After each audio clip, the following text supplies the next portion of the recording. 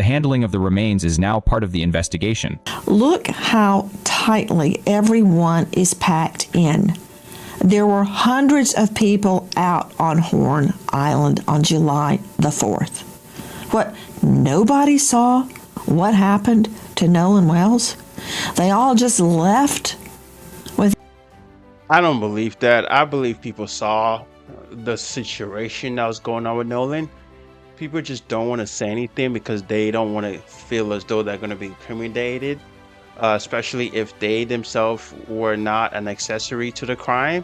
Some people just don't want to be put out in public. You know, talking about it when you were there is so controversial. And then imagine the people that actually did do the crime, right? It's crazy, man.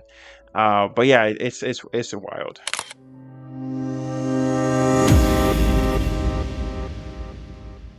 Hello guys, this is Joseph with Joseph Teaches Power Dynamics. In today's video, this is a video series that I started on Nolan Wells. This is going to be video number 2 of the series. And my objective with this video and these videos is really to obviously analyze the social power dynamic play that's going on right before our very eyes. If you're new to my channel, I mostly talk about power dynamics when it comes to self, romantic relationships, group relationships, and society. And in today's video, I'm going to be reacting to this particular video by Hidden Crimes Evidence. It's called the Nolan Wells 911 tapes that changed everything. Now, if you're someone that wants to understand power dynamics, I encourage you to watch my videos. But I also want to let you know that power dynamics is something I'm passionate about because whether you like it or not, it's affecting everybody. Understanding whether you're in a bad power dynamic play or in a good power dynamic play is very important because it allows you to be able to make changes and do something about it. We are in a society where a lot of people are making decisions in favor of a particular race. A lot of people like to make everything about race, but my objective with this is to really make this about power and understand the power within this situation. I'm going to go ahead and watch the video.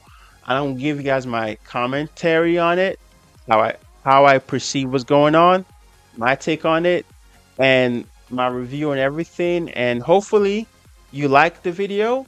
And if you do like the video, leave a like on the video, leave a comment. Let's get into the conversation. Subscribe to the channel, support the channel, hype the video, and let's get into the video. But it's being kept secret. Isn't an autopsy a public document? Why is it being kept hidden from us, the... Mississippi law says an autopsy is a public record, unless a criminal investigation is ongoing. So when the state completes its examination of a deceased 19-year-old, and then locks that report away from the family and the public, the document itself becomes the first piece of evidence. Not the cause of death, the refusal to disclose it. The secret is the signal. Nobody asked. Nobody answered. Hey, we're at the west tip of Horn, and our bilge pump stopped working. We're sinking. Can you all please come? We have a membership. Hey, up! Shut the up! Picture a dispatch recording, stored on a server in a government office. A file nobody listened to clearly until an audio engineer working alone at 5045 in the morning downloaded it and isolated the left channel from the right. That recording contained a 911 call placed from a sinking boat off Horn Island, Mississippi. The caller reported... I hate that they used AI. Only because the AI that they used, they did not calibrate the AI properly. My biggest issue, and this is just off topic for a second, my biggest issue with people using AI is that they don't know how to properly calibrate the AI voices where it doesn't sound so robotic. If you're going to use AI to do a video, please calibrate the voice. There's ways to do it. I wish I could show it on this channel, but using AI is efficient, but you got to calibrate it so that it doesn't sound like AI. It makes it hard to believe something when the AI sounds like a robot. Guys, whoever made this, please calibrate your AI voice or use a different AI voice company that brings more humanisticness to the narration of the video. But anyway, let's continue. a mechanical failure. But buried beneath the surface noise, underneath the panic about a broken bilge pump, something else was being said. Something that, if authentic, transforms a tragic accident into a criminal inquiry. Researching, it was early in the morning, like 5:45 a.m. several days ago, and I was researching the Nolan Wells case, and I saw the transcript as it was being played, and my husband was also up. He said, "What's wrong?" I'm like, if this is real, this changes everything. It changes everything. Because up until that point, it seemed as if Nolan's death could very well have been an accident. When independent audio engineer Janetta Brantley first processed the file, she wasn't looking for a crime. She was reviewing publicly released audio from the Mississippi Department of Marine Resources. Her reaction upon hearing the isolated voices was immediate. She stated the discovery was seismic, because up until that moment, the prevailing assumption was that Nolan Wells drowned by accident on July 4th. Nobody asked, nobody answered. Those things, when I heard, damn it, Bart, that name stood out to me because I hadn't even heard that name before. As I was listening to certain things that stood out to me, I was in disbelief because, again, I'm just an audio engineer. I'm not an investigator or detective or anything like that. So when I heard a name that I wasn't familiar with, it stood out to me, and that alone made me want to hear what was immediately said after damn it, Bart. And so that's why in that process where damn it, Bart came in loud and clear to me, I decided to go over to the next part to hear what the rest of that statement was, which is where you saw me actually create a loop over that part, split that part, and then add a gain, which the gain is boosting the volume overall. And that's pretty much what you saw me do in that actual video. And so to hear, damn it, Bart, Nolan's really dead now, that I couldn't believe. The enhanced recording captured fragments. Wow. So she breaks it down on how she did it. That is so good. Some people have amazing skills, man. This is taking a turn, man. This reminds me of the situation that happened a couple of years ago with the Sonia Massey situation, where a lot of controversy was out there, a lot of media frenzy, a lot of information out there. And it wasn't until when people really dug deep and find out the details of what happened before, during, and after the shooting of Sonia Massey that people start to understand there's a lot of depth to these situations. And also there's a lot of power play when it comes to how the public perceives a lot of things. This is a prime example of that. There's a lot of cover up going on right now. And if it wasn't for public pressure, a lot of the truthful information that's being leaked out would not have been leaked out. When the power of society kicks in and forces the hands of those who want to control the outcome of everything, it sheds light to things that are usually hidden. I think the only reason why, and this is just my opinion on this, the only reason why we know about this whole situation is because of the decision the parents made. The parents made a wise decision to contact that civil rights attorney, because if they didn't do that, we would not have even gotten access to this audio. The investigation would have just been written as accidental. There's so many things that are coming to fruition because of the decision that the parents made. So, like I said, that's a power play on the parents' side to reach out to the right individuals to help bring forth the change necessary to bring forth the truth. So I cannot even be mad at it. That's what I would have done if that was my child. I would reach out to the right people so that they can get involved and get justice. Even if, let's just say that the people that took out Nolan or killed him, who unalived them, even if they did not go to jail, their reputation is forever changed. Who they are is forever changed. They will never be able to have a regular life because they had the opportunity to be honest about something like this. Had people just been honest on the local level, the whole country would not have known about this. The whole world would not have known about this. But because people were being deceptive, guess what? The truth's coming out.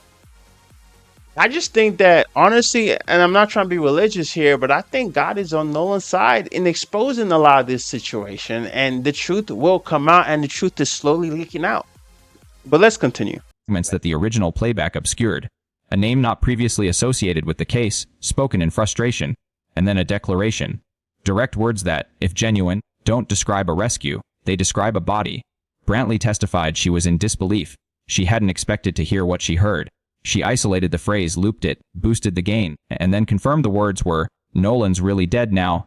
This is from a completely independent source with no dog in the fight, no skin in the game.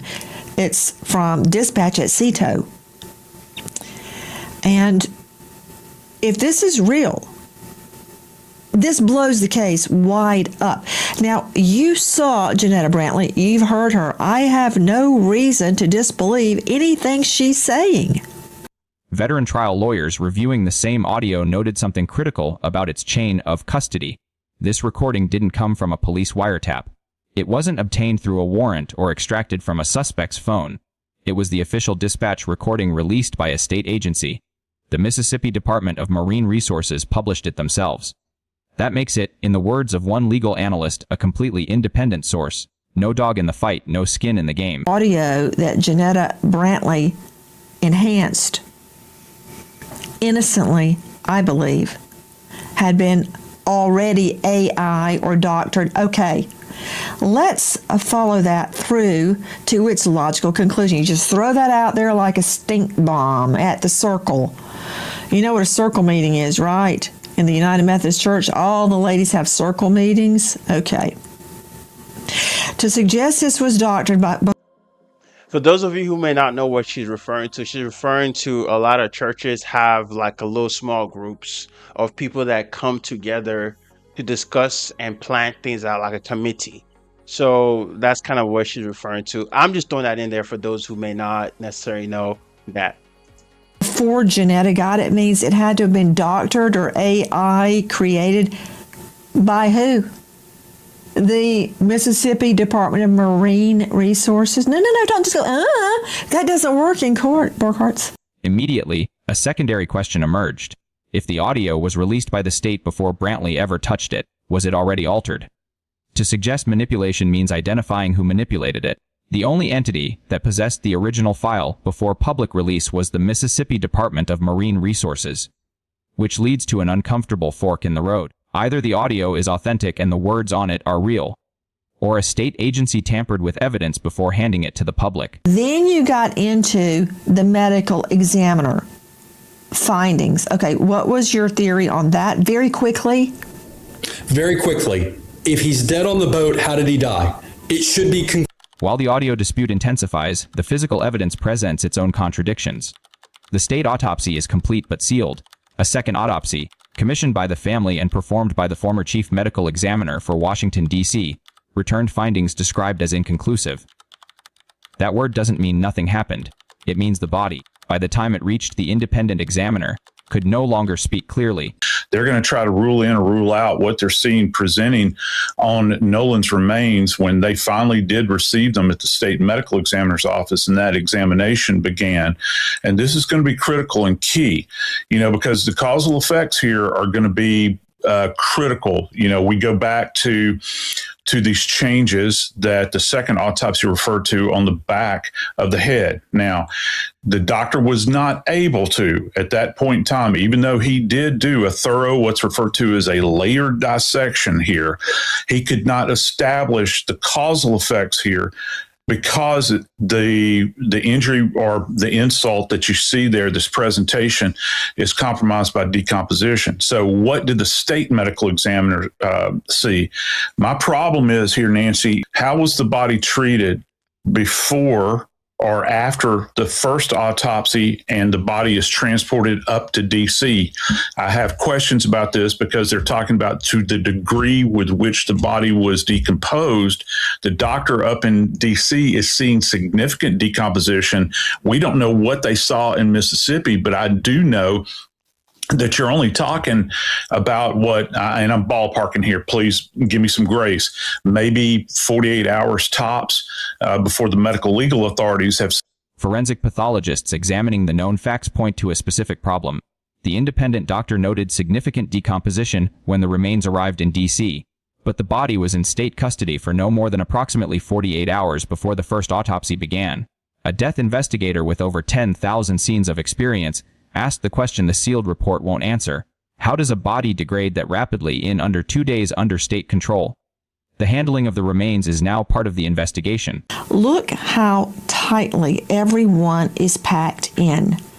There were hundreds of people out on Horn Island on July the 4th. What, nobody saw what happened to Nolan Wells? They all just left with... I don't believe that. I believe people saw the situation that was going on with Nolan. People just don't want to say anything because they don't want to feel as though they're going to be incriminated, especially if they themselves were not an accessory to the crime. Some people just don't want to be put out in public, you know. Talking about it when you were there is so controversial, and then imagine the people that actually did do the crime, right? It's crazy, man. But yeah, it's wild. Him standing there stranded, waving his arms like Gilligan. Then there's the location. Horn Island on July 4th. Video footage obtained from that day shows the shoreline packed. Hundreds of people in close proximity. And yet, according to the official narrative, a young man was left stranded on the island. No one saw what happened to Nolan Wells. Not one witness among hundreds reported a man waving his arms calling for help as a boat departed without him. The crowd density and the silence don't match. Yeah, well, that's what the family is saying. They don't believe he died by accident. That's the point. That's the reason why Nolan Wells' mom is saying, I don't believe this. I don't believe he died by accident before we had the audio. The audio simply confirms that there are additional questions that needs to be asked. It wasn't just one thing they said in the audio. They said Nolan repeatedly in the audio. They said check his chest in the audio. They said, is he dead in the audio? And also notice this, Nancy. Did you notice that the operator also said, is anybody breathing? Who says that? What operator says who all is breathing on the boat? So is this all the audio, Nancy? Is there more audio? That's my question. The audio, however, fills in what the crowd didn't see. The enhanced recording contains multiple fragments, repeated use of the victim's name, a question about checking his chest, a question about whether anyone is breathing. The dispatch operator herself, in a deviation from standard emergency protocol, asked who on the boat was still breathing. That is not a mechanical failure call. That is a death call disguised as a distress signal. He's already dead. Is he dead? Yeah, Nolan, OMG, wake up. And as Janetta stated, then she hears a completely different name, Bart. Now, we also hear, and I'm very curious, the phrase, no. Teslin Figaro, was that a nickname of Nolan Wells? I cannot confirm if that's a nickname of his. I think they confirmed that was a nickname for Nolan Wells. Nolan, right?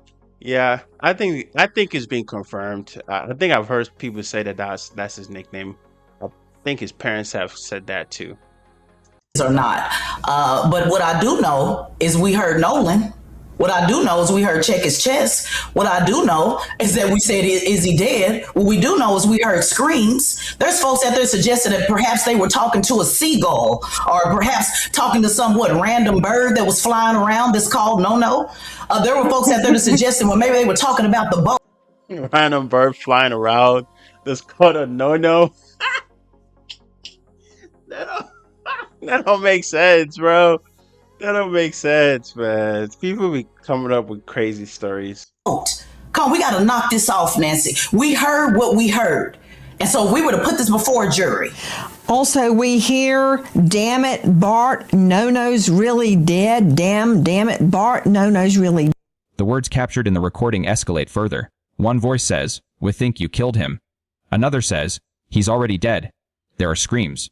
And then the name Bart emerges, a name previously unmentioned. The phrase, damn it, Bart, Nolan's really dead now, repeats. The victim's nickname was reportedly No. The recording captures that name too.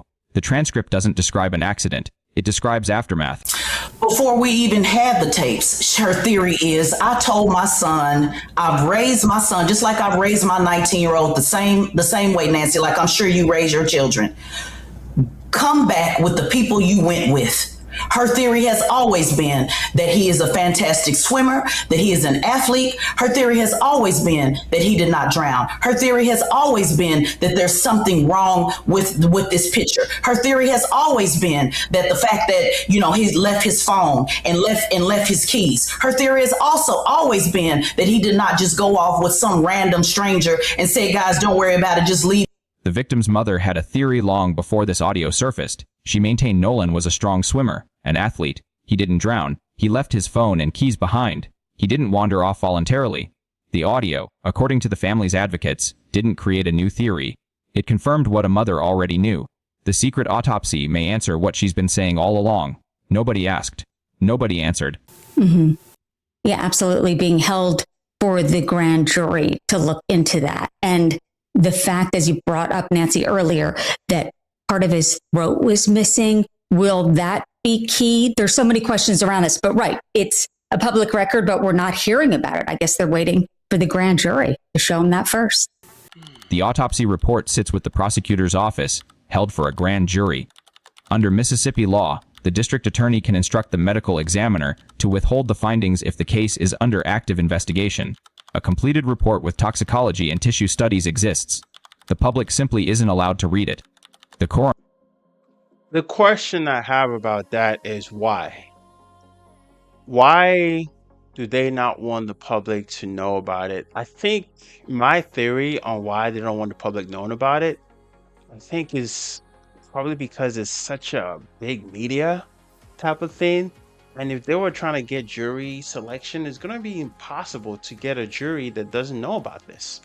This is a case that if it was to go to a jury, it's going to be pretty difficult. There's going to have to be a lot of shady activities to prevent the people that committed the crime from going to prison. There's going to be a lot of cover up if that was even to be a case. It may not even be a case of who did it. It might be a case of should they get less time? Who knows? Or should they be trialed for something else? We don't even know. It's crazy, man. An elected official, serves as the gatekeeper. The gate is currently locked. Investigation. They're going to get a grand jury with this. I can tell you that. I'll bet you dollars to donuts if that's the case. You just said dollars to donut. That's so funny. We see it with, we saw it with Idaho 4, right? We didn't have it there. We don't have it with Charlie Kirk. That's an ongoing event. This is being investigated. And, the point of contact here is an interesting situation here because you have the state medical examiner, but you also have a county coroner. The state medical examiner provides a service to the county coroner. The coroner is an elected official. He does not do these autopsies. And so the coroner is going to be the gatekeeper relative to any kind of document. But with that said, under state statute, the DA, the prosecutor, they can say, look, you're going to hold off on releasing this report. So it's being held at this point in time. Now, the reports that we're hearing are saying that it is complete. Now, what does that mean? Well, if you have a complete autopsy report, that means they've got tox, they've probably got histology, which is going to be the tissue studies, and they actually have the anatomical autopsy report that has been completed. That's what I think it was ABC that was reporting that. I can't validate that, but that's what is being leaked out at this point. A forensic death investigator confirmed that a complete autopsy means toxicology panels are finished. The anatomical report is written. The histology, the microscopic tissue examination, is done. And yet, the contents remain sealed while a grand jury convenes behind closed doors. No public testimony, no released exhibits. The secrecy surrounding the medical evidence now mirrors the secrecy on the boat the night Nolan Wells died. Yeah, and keep in mind the second physician that did the autopsy, who, by the way, is highly respected, the former chief medical examiner for DC that was retained by the family, he didn't see any evidence of fractures. All right. Now, that doesn't mean that there wasn't a concussive event.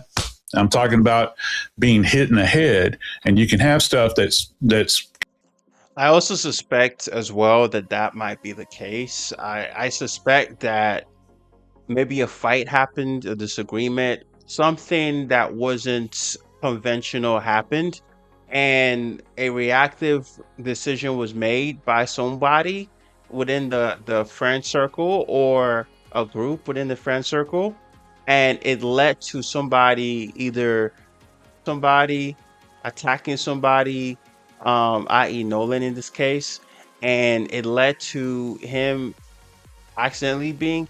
I think the death was accidental. I don't think it was intentional. And I think these young men are scared because they know that they are prime suspects. And it's such a weird situation. I think the biggest paradigm play here, the biggest power play that I'm noticing is the fact that they are trying to control the narrative that is being put out there, but everybody else is not buying it. And because of that, they are going against society. It's kind of remind me of like when people invest in stocks, right? If you invest in stocks or you're traded, you have to go with the market if it's against the market. When you go against the market, you lose. These people are going against society in terms of what society wants to know. And instead of being in alignment with society by going against society, they make themselves even more and more suspicious, and hence more truth keep leaking out. And it just keeps making this into a snowball type of thing where eventually it's going to implode in their faces, and they're going to end up eventually having to go to trial for this. So yeah, it's crazy. Contained within the cranial vault that might not be presenting. But again, back to what I said earlier, I find it very interesting that this doctor is commenting on the state of the decomposition when he sees the body. And that's problematic. It's very problematic when you're trying to make an assessment. You're already absent the organs of the neck. You're absent intact lungs. And, because the specter of drowning is on the table as well. So if you want to make a thorough scientific assessment, he's kind of handcuffed, isn't he, at this point? And again, going back to this idea, how long did it take? The independent autopsy revealed no skull fractures, but that doesn't rule out a concussive event. Internal cranial trauma can occur without fracturing bone. The examiner also noted the absence of neck organs and intact lungs, standard removals during a first autopsy. But the decomposition level he observed was inconsistent with the timeline. The body traveled from Mississippi to DC under unknown conditions. The question now is not just how Nolan died, it's how his remains were treated before the second examination. Have the friends taken polygraphs? Well, from my understanding, all but I believe one took a polygraph, and from what was told to me that they all passed, and all of the ones that took a polygraph took one without How do you know? Oh my gosh. a lawyer. And they cooperated with law enforcement. So from my understanding, everybody took a Why do you say polygraph that's test from but what one. you understand? Did they tell you they took a poly and passed? Yes, ma'am. They told me that they did it. I wasn't there. So that's what I'm saying from my understanding. They told me that all the boys except one, which is Warren, I believe, took a polygraph test. All of them did not have lawyers and did it and cooperated with police. Warren also cooperated with police. I just believe he didn't take a lot to take the test, but Warren is the young man that I interviewed. So according to what they told me, they all took a lie detector test and passed. And it's an equivalent of a lie detector test. It's not a traditional lie detector test, but it's the same theology of trying to get to if a person is lying. I don't know the name of it. It's an equivalent of a lie detector test. It's a different methodology. I don't believe it was a polygraph test. I believe they took other stressors in order to analyze if so the then people were the telling the answer truth or to not. did they take a polygraph would be no. Oh my gosh, bro. This Tatum guy, bro. It is so sad, bro. It is so sad. Why?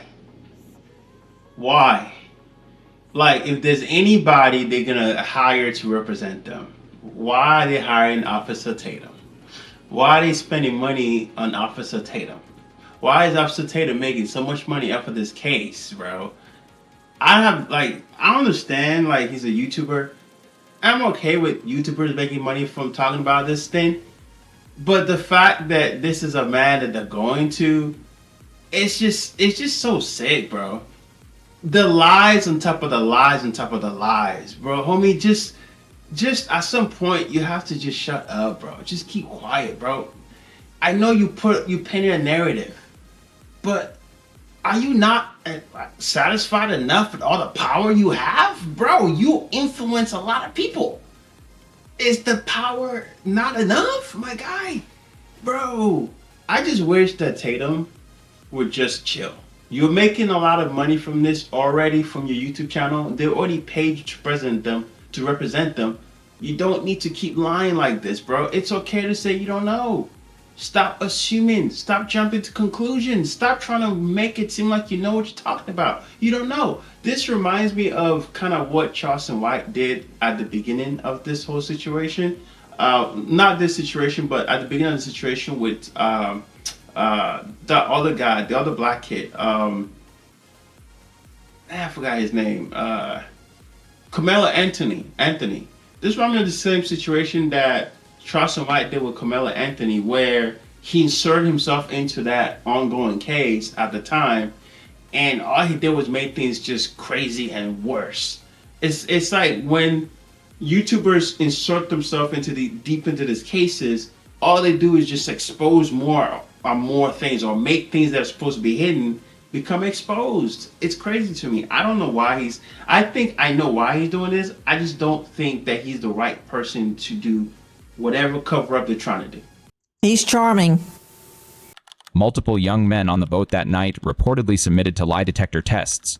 Initial claims suggested they passed standard polygraph examinations, but under scrutiny, the details collapsed. A former FBI polygraph examiner confirmed the tests were not traditional polygraphs. They appear to have been voice stress analyzers, a technology with significantly weaker scientific validation. One of the individuals declined testing entirely. The claim of universal cooperation is demonstrably false. So, telling me these boys, as they call them, they're young men, first it was a poly, then I find out it's a voice stress test, took a test, and they passed, except one of them didn't take it. That means nothing. Put them on a poly with questions approved by the state, then I'll pay attention. Right now, it's really not worth the salt that goes in my bread. You know what? If I wanted someone to pass one of these lie detector tests, Voice stress analysis measures micro, tremors in vocal patterns. Polygraphy measures respiration, heart rate, blood pressure, and electrodermal activity. The difference is not procedural, it is forensic. No court in the United States admits a voice stress test as evidence. The statement that all witnesses passed amounts to a claim that cannot be verified by any admissible standard. The investigation's foundation rests on instruments that wouldn't survive a Daubert hearing. death threats, including one that says, blood will be everywhere. What was that? That was from a man out of Sacramento, now arrested, and threatening the judge, who is the stepmother of Warren. And talk about frightening, saying a lot of blood, there'll be a lot of blood like there was on the boat, but yours will be much faster. The perp is Joseph. That's a dumb thing to do, guys. If you're ever someone that's passionate about something like this, don't ever send death threats to anybody, even if you suspect that their family members may be involved in a crime. It's the weakest play. It is not a smart move. Don't do it. Don't do it, man. It's not okay. Alfredo Vasquez Dumars, arrested Thursday on charges of interstate transmission of threatening communication. Now, these are federal documents. What did he threaten one of the young men's mom with, Susan? The threats were against Warren, one of the boys on the boat, his stepmother, who is a judge. And it was graphic, it was brutal, saying there will be blood everywhere, threatening her life. talking about on the boat saying It will really be much- does. It says that he is sending a bomb to her office that will, quote, blow you away when you see it. Once that package is open, the timer will start. Then you have 10 seconds or less to ask God for forgiveness. So much blood everywhere. Hard to clean, especially from a boat. While the forensic disputes continue, the case has attracted external threats that further obscure the facts. A California man was federally indicted for transmitting threats against the stepmother of one of the boat's occupants, a sitting judge. His message explicitly referenced blood on the boat and promised more. A second defendant, an Ohio woman, faces charges for bomb threats of Mississippi government offices connected to the investigation.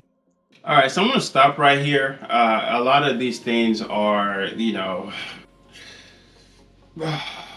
kind of weird at this point. The video itself is kind of talking about all the effects that has came forth from people finding out the audio about the situation and the investigation and all of this hoopla about it, but it comes back to reshaping how society feels about missing people of color, right? I think that this is the beginning of the change that needs to come.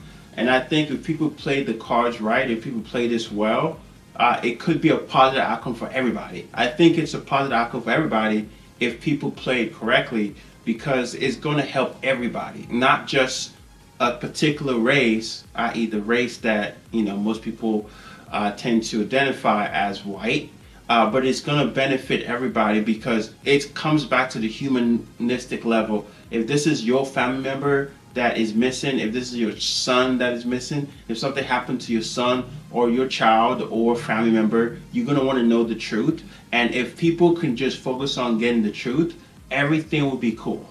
That's all I'm going to say about it. Well, that's it for today's video, guys. If you want to watch the full video, there's going to be a link.